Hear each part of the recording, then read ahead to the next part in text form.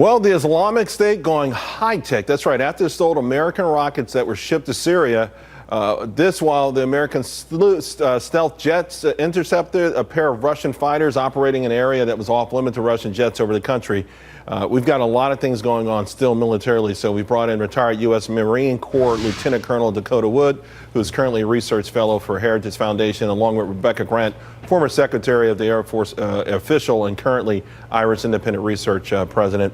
I want to go to you first, Dakota, because Heritage Foundation put out this wonderful report, not necessarily the contents of it, but the report in and of itself about military preparedness. Just as we're finding out, ISIS a lot more sophisticated than we thought, and Russia perhaps preparing for a war that we're not preparing for.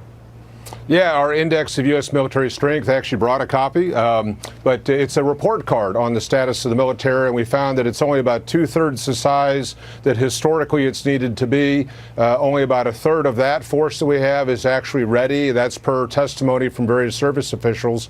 It's aging in terms of a lot of the equipment that was introduced in the 1980s and 90s, and we haven't kept pace with modernizing that stuff. So the men and women in uniform are doing extraordinary things under-resourced and without adequate time to train. We have a small force, and you're constantly operationally deployed. You know, when do you find to educate and train and make sure you have a full set of skills? So we capture that in our index, and it's been well received, although, as you'd said, the story is kind of a sad one. Rebecca, of course, ISIS is on the run, but as we start to learn how sophisticated they were, it might explain why they were able to capture so much territory in such a small period of time and hold on to it for so long. And it might also be a cautionary warning as we may one day have to go against even more advanced adversaries.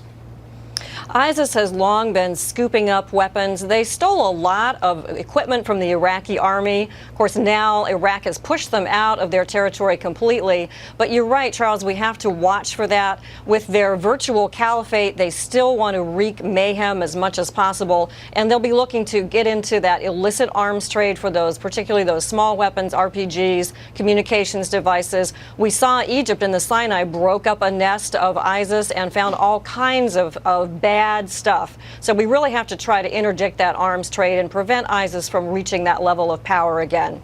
Dakota, the $700 billion President Trump was able to garner for the Department of Defense, many are saying that's a good start, but it's still too little and it could be too late if we can't continue to get that kind of money out of Washington, D.C. But this serious opposition against any more serious funding for the military.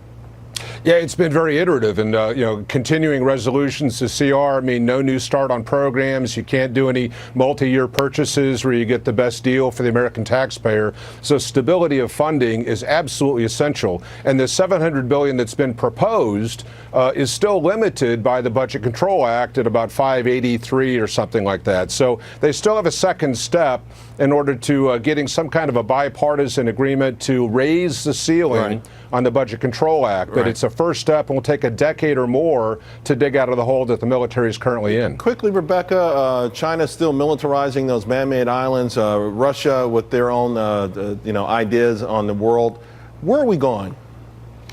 China is not a near peer, it's a peer, it's a real threat. One of those islands has hardened aircraft shelters, petroleum, fiber optics. It's a ready-to-go air base. And what we're seeing in Syria and up in Japan as well, it's what we saw with the F-22s. So the bottom line, though, is we shouldn't underestimate China. They're not in our rearview mirror anymore.